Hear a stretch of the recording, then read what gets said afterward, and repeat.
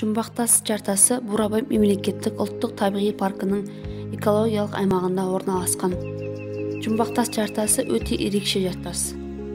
Ол көлдің ортасында судан көтеріледі. Жиі оны тас жұмбақ деп те атайды.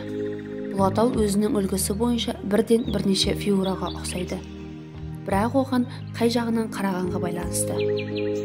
Кейбіреулерде бұл жартас сфинкспен, ал басқаларында ұзын шашы бар қыз деседі.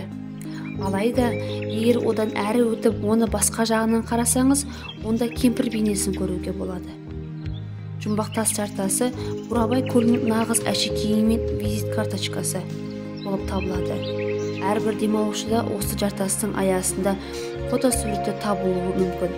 Барлық туристерді қызықтыратын жартас 15 метрге жуық биіктікте орналасқан.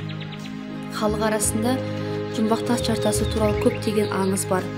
Жұмбақтас туралы аңыздарының бірі: Жұмбақтас ертеде шалғайда бір бай тұрды. Ол байдың ұлдары көп болды, бірақ оның басты қуанышы мен оның байлығы сұлуда, ақылды, шебер және шабандоз қызы болды.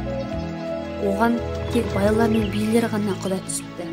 Тіпті күшті ханның өзі де қыздың ерекше сұлулығы туралы ести отырып, сол ауылға барыпты. Бірақ ханды кедей ақын басып озады. Алтын дауысы бар, домбырада шебер ойнаған әнші, сонымен қатар өте сыпайы болыпты.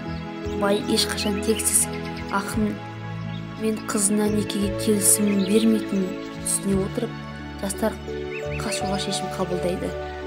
Арғымақтарды жүгіндеп, олар түнде ауылдан қашады. Олар өте ұзақ уақыт демалыссыз шабады. Ғашықтар Көкшетау жерінде тоқтаған кезде Бурабай көлінің жанында қыздың ағалары қашқындар тауып алады. Сол уақытта жігіт сүйіктісімен көлдің тыныш тегістігінен ләззат алу үшін қайық жасайды. Қайық шығанаққа кірген кезде байдың ұлдары жебелерді босатады. Олардың бірі ғашық жігіт жүрегіне қадалады. Қыз келіп жеткен күнге қолын созып, оны тасқа айналдыруын сұрайды. Сол кезде көлде Жұмбақтас жартасы пайда болды. Жұмбақтас жартасы туралы аңыздарын қайта-қайта тыңдауға болады. Бурабайдың жүздеген аңыздарының бірі ол Жұмбақтас.